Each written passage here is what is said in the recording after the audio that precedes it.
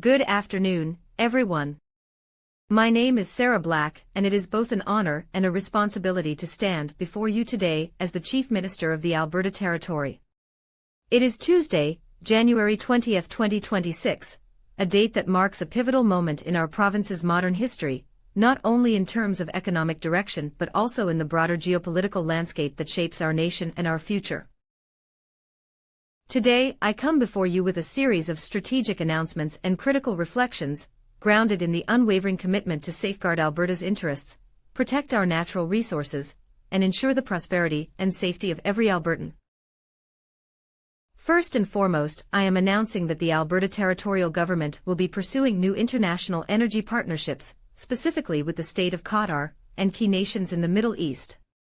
This is not a decision made lightly, nor in isolation. It is the product of extensive consultation with industry leaders, economic analysts, and our diplomatic advisors. The reality is clear: Alberta's oil must reach global markets to benefit the people who extract it, refine it, and sustain our economy with it. For far too long, we have overly relied on a single export corridor, the United States. That dependency is no longer tenable in the face of escalating instability south of our border. Over the past year, we have witnessed a marked transformation in U.S. foreign policy under President Donald Trump. His administration's occupation of Venezuela beginning on January 3, 2026, resulting in the unlawful detention of President Nicolas Maduro in a New York prison under dubious drug trafficking charges, has sent a chilling message to the international community. The justification offered masks a more troubling truth: the United States, under this leadership, is leveraging military and political power to secure access to foreign hydrocarbon reserves. This is not foreign policy rooted in democracy or rule of law. It is economic imperialism in the 21st century. Let us not forget, Greenland, a sovereign territory of Denmark and part of the NATO alliance, is now under threat of U.S. invasion. President Trump has openly referred to Greenland as a strategic necessity for America, echoing rhetoric that undermines centuries of international diplomatic norms. If the United States is willing to violate the sovereignty of a NATO ally, what does that mean for the rest of the Western world? What assurances can Canada rely on when our own Prime Minister, Mark Carney, must engage with a leader who once casually referred to our great country as the 51st state? This is no time for complacency. As Chief Minister of Alberta, I have a duty to protect our province's economic sovereignty. But I also have a moral obligation to speak plainly about the dangers we face, not just as a province but as a nation. The world is shifting beneath our feet. The rules-based international order is eroding. And Canada must be prepared. That is why I am issuing a formal call to the federal government: Canada must strengthen its military capacity immediately. A strong national defense is not a provocation, it is a deterrent. We must invest in our armed forces, modernize our capabilities, and deepen our alliances with democratic partners in Europe and the Indo-Pacific. We cannot allow our security to be taken for granted while another nation redefines power through coercion and occupation. Alberta will not wait for Ottawa to act alone. Our territorial government is already advancing measures to diversify our export markets. Our upcoming negotiations with Qatari energy officials will open direct pathways for crude and refined petroleum exports through Middle Eastern shipping corridors and global LNG terminals. We are exploring long-term supply contracts, joint infrastructure ventures, and technology exchanges that will benefit both our economy and our energy innovation sector. But our commitment to economic security must be matched by our commitment to environmental and community responsibility. Today, I am proud to announce that the Alberta Territorial Legislative Assembly has passed Bill C-87, a landmark piece of legislation that prohibits the construction of new pipelines within the boundaries of the Alberta Territory. This legislation, which received strong support from the Alberta Progressive Party under the leadership of Tyler Smith, was the subject of vigorous debate. I want to acknowledge the difficult decisions that every member of the Assembly had to weigh, between short-term economic gains and long-term environmental stewardship. The Alberta Old Contemporary Party, under the leadership of Alison Parker, chose to oppose this bill. While I respect the democratic process and the legitimacy of differing viewpoints, I stand firmly by the principle that our land, our water, and our indigenous communities must no longer bear the burden of unchecked industrial expansion. Bill C-87 will take effect in May 2026. Until then, we will work with stakeholders, indigenous nations, municipalities, and energy firms to ensure a just transition. This is not an attack on Alberta's energy sector. It is a recalibration of it. We are not turning our backs on oil, we are demanding better. Better safety standards. Better accountability. Better alignment with climate goals and indigenous rights.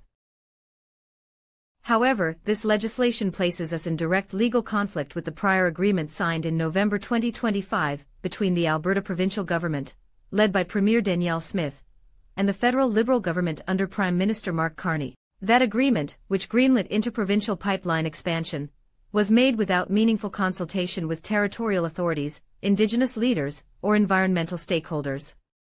It is our legal and ethical duty to challenge it. Accordingly, the Alberta Territorial Government will be filing suit in the Federal Court of Canada to overturn the agreement on grounds of jurisdictional overreach and failure to uphold the duty to consult. We believe in due process, and we believe in the rule of law, even when it means holding our federal and provincial counterparts to account. The economic arm of this new authoritarian posture has been evident in the sweeping and punitive tariffs levied against both Canada and the European Union. Justified under the dubious pretense of national security threats posed by steel and aluminum imports, despite these goods originating from long-standing allies, the tariffs were in reality a protectionist measure designed to shield domestic industries through coercion, not negotiation. These tariffs, implemented without multilateral consultation or adherence to World Trade Organization dispute resolution mechanisms, represent not merely a break from free market principles, but a violation of international trade norms. Canada, a neighbor with whom the U.S. shares the world's longest undefended border and a deeply integrated economy, responded with measured counter-tariffs. The European Union, in turn, challenged the measures at the WTO and retaliated proportionally, marking a significant fracture in the economic partnership that has underpinned transatlantic stability for decades. Yet the economic provocations pale in comparison to the foreign policy recklessness that has characterized the Trump administration's approach to global governance. The military intervention in Venezuela, ostensibly to promote democracy, has in practice amounted to a brazen violation of sovereignty.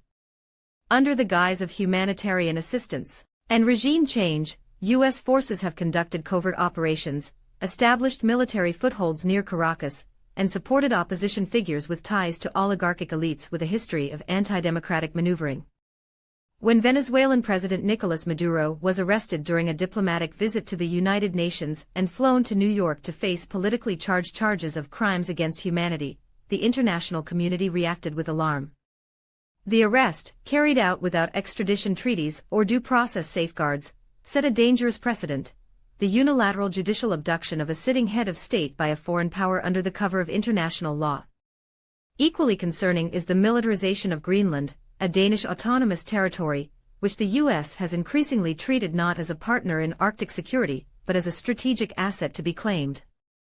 Long dismissed as a fringe ambition, President Trump's repeated calls to acquire Greenland resurfaced during his second term with a disturbing new dimension: the unilateral expansion of Thule Air Base and the deployment of long-range missile defense systems without Copenhagen's consent.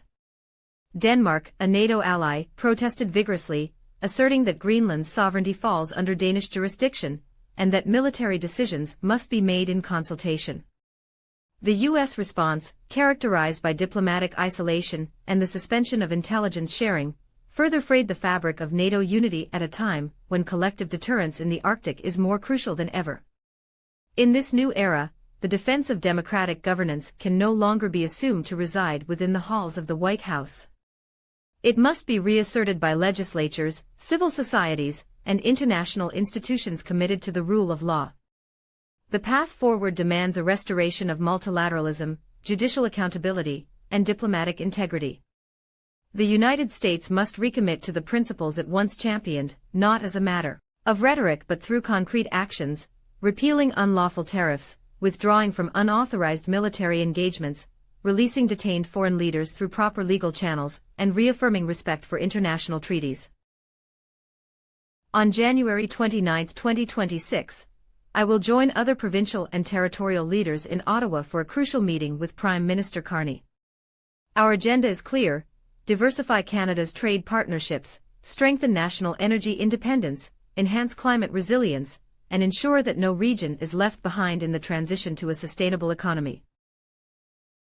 Let me be unequivocal: Alberta will continue to be an engine of Canadian prosperity. But that prosperity must be fair, inclusive, and secure. We cannot allow our resources to be exploited without fair return. We cannot allow our borders, physical or economic, to be compromised by the actions of an unstable superpower. And we cannot allow our future to be dictated by outdated models of extraction that disregard the planet and the people. To the people of Alberta, thank you for your resilience, your innovation, and your courage. To Canadians across the country, let us stand united, not in fear but in purpose. And to the world, let it be known that Alberta is charting a new course, one of sovereignty, sustainability, and solidarity. This is not the end of an era. It is the beginning of a bolder, more responsible one. Thank you.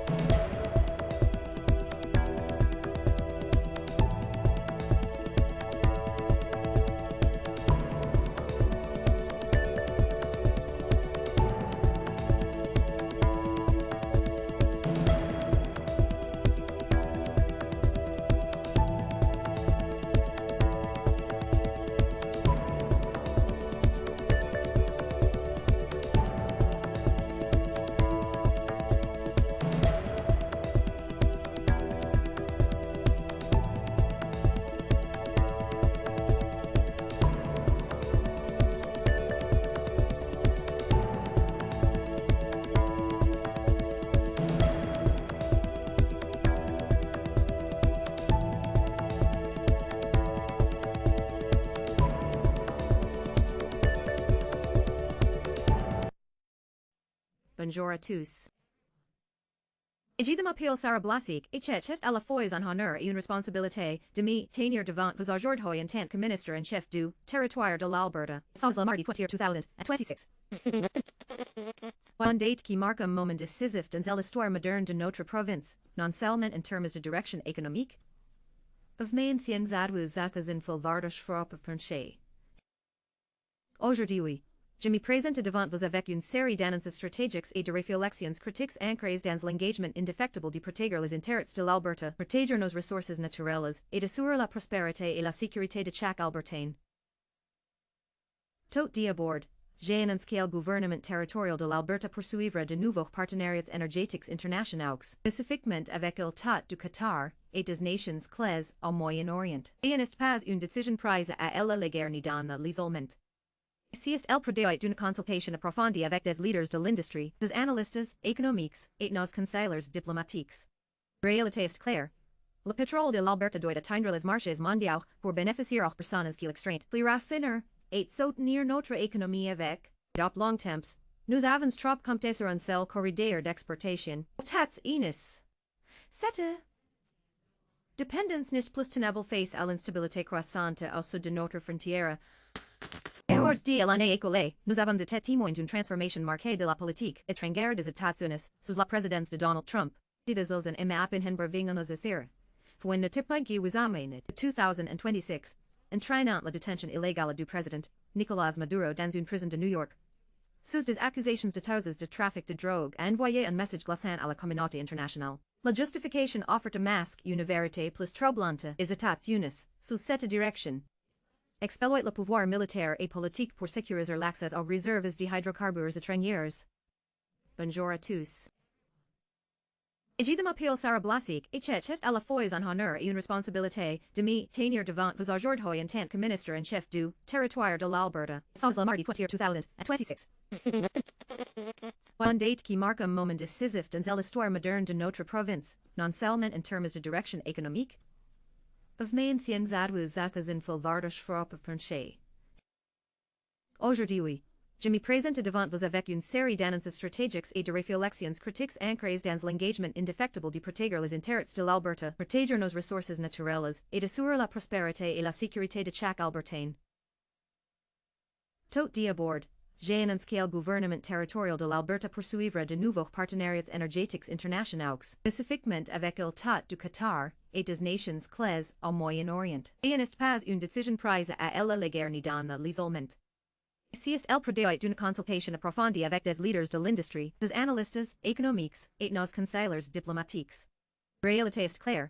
Le pétrole de l'Alberta doit atteindre les marchés mondiaux pour bénéficier aux personnes qui l'extraint. Plus raffineur et soutenir notre économie avec, dans long temps, nous avons trop compté sur un seul corridor d'exportation. Tats inis. Cette dépendance n'est plus tenable face à l'instabilité croissante au sud de notre frontière. Aujourd'hui, l'année écoulée, nous avons été témoins d'une transformation marquée de la politique étrangère des États-Unis sous la présidence de Donald Trump. Divisils en imaapenhen bervingonos asir. Fouin ne tipagi was amené 2026, entraînant la détention illégale du président, Nicolas Maduro dans une prison de New York. Sous des accusations de causes de trafic de drogue a envoyé un message glaçant à la communauté internationale. La justification offre de masque une vérité plus troublante is États-Unis, sous cette direction. Exploit le pouvoir militaire et politique pour sécuriser l'accès aux réserves de hydrocarbures étrangères. Bonjour à tous. Ejidam appeal Sarah Blasik, etchest à la fois en honneur et une responsabilité, demi, tenir devant vous aujourd'hui en tant que ministre en chef du Territorial de l'Alberta, sans la mardi 2026. Une date qui marque un moment décisif dans l'histoire moderne de notre province, non seulement en termes de direction économique, mais en adwus zakas in fulvardosh frappe franché. Aujourd'hui, je me présente devant vous avec une série d'annonces stratégiques et de réflexions critiques ancrées dans l'engagement indéfectible de protéger les intérêts de l'Alberta, protéger nos ressources naturelles, et d'assurer la prospérité et la sécurité de chaque Albertain. Tout d'abord, j'ai annoncé que le gouvernement territorial de l'Alberta poursuivra de nouveaux partenariats énergétiques internationaux, spécifiquement avec l'État du Qatar et des nations clés au Moyen-Orient. Et n'est pas une décision prise à elle la guerre ni dans l'isolement. Existe el prodeoi d'una consultation approfondie avec des leaders de l'industrie, des analystes économiques, et nos conseillers diplomatiques. Réalité est claire. Le pétrole de l'Alberta doit atteindre les marchés mondiaux pour bénéficier aux personnes qui l'extraitent. Plus raffineur, et soutenir notre économie avec, d'op long temps, nous avons trop compté sur un seul corridor d'exportation. Tats inis. Cette dépendance n'est plus tenable face à l'instabilité croissante au sud de notre frontière. Aujourd'hui, l'année écoulée, nous avons été témoins d'une transformation marquée de la politique étrangère des États-Unis sous la présidence de Donald Trump.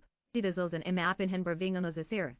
When the tipagi was amened 2026, entraînant la détention illégale du président Nicolas Maduro dans une prison de New York. Sous des accusations de causes de trafic de drogue a envoyé un message glaçant à la communauté internationale. La justification offre de masque une vérité plus troublante is États-Unis sous cette direction. Exploit le pouvoir militaire et politique pour sécuriser l'accès aux réserves de hydrocarbures étrangères. Bonjour à tous. Ejidam appeal Sarah Blasik, chest à la fois en honneur et une responsabilité de me tenir devant vous aujourd'hui en tant que ministre en chef du Territorial de l'Alberta, sans la mardi 2026. Une date qui marque un moment décisif dans l'histoire moderne de notre province, non seulement en termes de direction économique. Of maintiens adwus zakas in fulvardosh frop of franché.